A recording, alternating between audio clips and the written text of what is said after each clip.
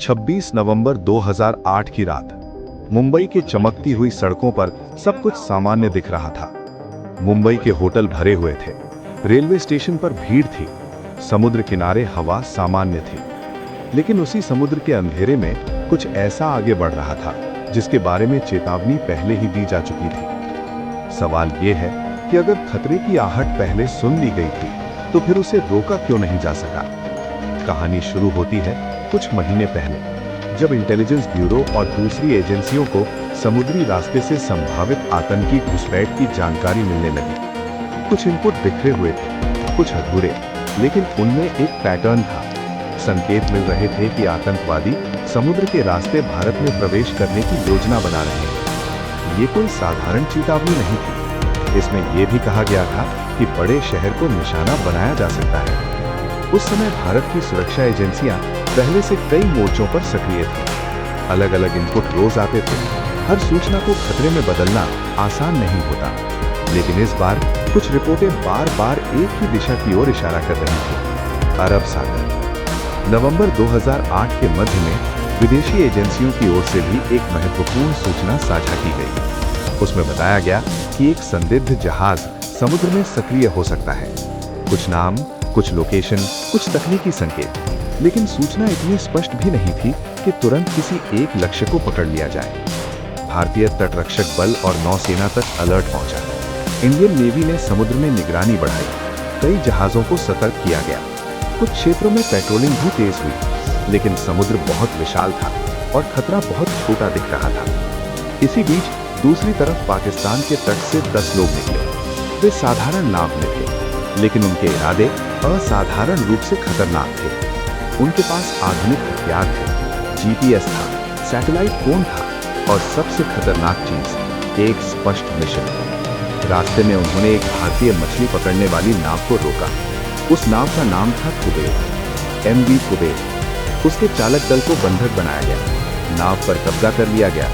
समुद्र के बीचों बीच दिशा बदल दी गई। यहाँ सबसे बड़ा सवाल उठता है कि क्या इस नाव को पकड़ा जा सकता था?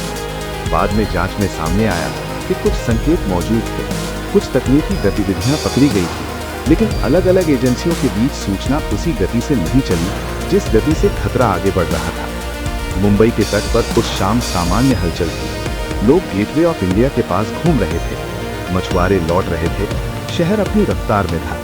रात लगभग 8:30 बजे आतंकवादी मुंबई के किनारे पहुंचे। छोटी फुलाने वाली नाव में बैठकर वे अलग अलग दिशाओं में बट गए। किसी ने उन्हें सामान्य मछुआरे समझा, किसी ने ध्यान नहीं दिया। कुछ स्थानीय लोगों को शक हुआ, लेकिन तब तक बहुत देर हो चुकी थी। उसके बाद जो हुआ उसने पूरे देश को हिला दिया। सबसे पहले गोलियों की आवाज आई छत्रपति शिवाजी टर्मिनस पर। लोग समझ ही नहीं पाए कि हो क्या रहा है। स्टेशन पर भागती भीड़, गिरते लोग, चीखें और कैमरों में कैद होता डर। उसी समय दूसरे हमलावर ताजमहल पैलेस होटल के भीतर दाखिल हो चुके थे। होटल की रोशनी के बीच अचानक गोलियों और धमाकों ने माहौल बदल दिया। मेहमान अपने कमरों में छिप गए। कुछ लोग खिड़कियों से नीचे झांक रहे थे। बाहर पुलिस थी, लेकिन अंदर क्या हो रहा है कोई नहीं जानता था। कुछ दूरी पर भी ओबेरॉय मुंबई भी निशाने पर था। वहां भी बंधक बनाए गए। हर मिनट के साथ टीवी चैनलों पर डर फैल रहा था। देश लाइव देख रहा था कि हमला जारी है। एक और टीम नरीमन हाउस पहुंची। वहां विदेशी नागरिक फंस गए। अब मामला सिर्फ आतंकी हमला नहीं था, ये अंतर्राष्ट्रीय संकट बन रहा था। मुंबई पुलिस के कई अधिकारी बिना पूरी तैयारी के मौके पर पहुंचे। उनमें हेमंत करकरे भी थे। उनके पास समय कम था, जानकारी अधूरी थी और सामने दुश्मन पूरी तैयारी में था। रात बढ़ती गई, लेकिन सवाल वही रहा कि अगर खतरे की सूचना पहले थी तो ये शहर तक पहुंचा कैसे? बाद में जांच में सामने आया कि कई स्तरों पर इनपुट मौजूद थे। कुछ समुद्री चेतावनियां थीं, कुछ इंटरसेप्ट्स थे, कुछ नाम संदिग्ध सूची में थे, लेकिन अलग अलग एजेंसियों के बीच समन्वय वैसा नहीं हुआ जैसा ऐसे खतरे में होना चाहिए था। कई बार सुरक्षा व्यवस्था जानकारी के अभाव से नहीं, जानकारी के बिखराव से हारती है। नेशनल सिक्योरिटी गार्ड को दिल्ली से मुंबई पहुंचने में समय लगा। जब तक कमांडो पहुंचे तब तक शहर कई घंटों से जल रहा था। ताज होटल के भीतर धुआं भर चुका था। खिड़कियों से आग की लपटें दिखाई दे रही थीं। बाहर खड़े लोग सिर्फ अनुमान लगा सकते थे कि अंदर कौन जिंदा है और कौन नहीं। कमांडो एक एक मंजिल साफ कर रहे थे। हर दरवाजे के पीछे मौत छिपी हो सकती थी।